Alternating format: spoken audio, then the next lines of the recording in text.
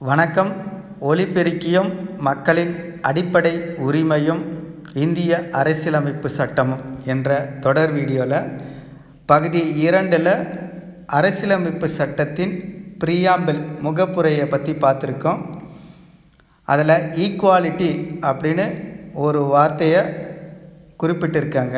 அந்த ஈக்குவாலிட்டி அப்படின்றது இந்திய அரசியலமைப்பு சட்டத்தில் எந்தெந்த ஆர்டிகிள் எல்லாம் மக்களுக்கு கொடுக்குது அப்படின்னு பார்த்தோம்னா, பார்ட் 3 ஃபண்டமெண்டல் ரைட்ஸில் ஆர்டிக்கல் 14 18 வரை ரைட்ஸ் டு ஈக்குவாலிட்டி என்பதை பேசுது.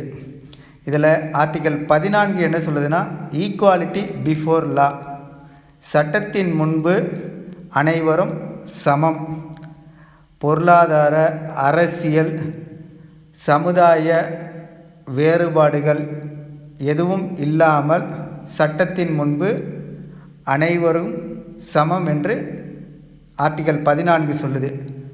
ஆர்டிக்கல் 15 என்ன சொல்லுதுன்னா, prohibition of discrimination on grounds of religion, race, caste, sex or place of birth. ஒரு மனிதன் ரிலீஜியன், மதம், இனம், சாதி, பாலினம், பிறப்பிடம் ஆகிய காரணங்களை வைத்து வேற்றுமை காட்டுவதற்கு தடை என ஆர்டிக்கல் 15 சொல்லுது.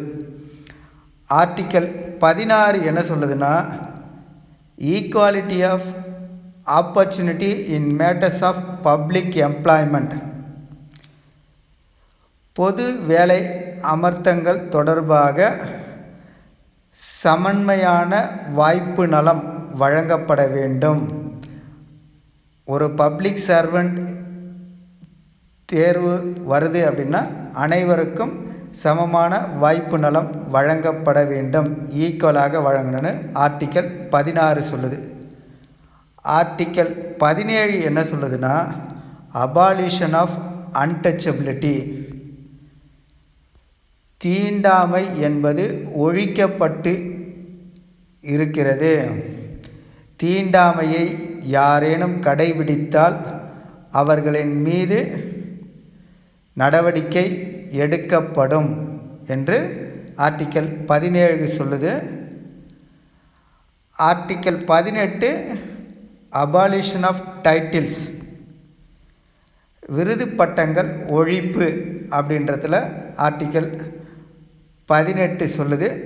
இவையெல்லாம் சமன்மைக்கான உரிமை, ஒவ்வொரு மனிதனையும் சமமாக நடத்துவதற்கு கான்ஸ்டியூஷன் ஆஃப் இந்தியாவில்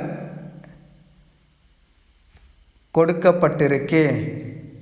அதைத்தான் ஈக்குவாலிட்டி என ப்ரீயாம்பிளில் சொல்லப்பட்டிருக்குன்னு இந்த ஆர்டிக்கல் எல்லாம் சொல்கிறது.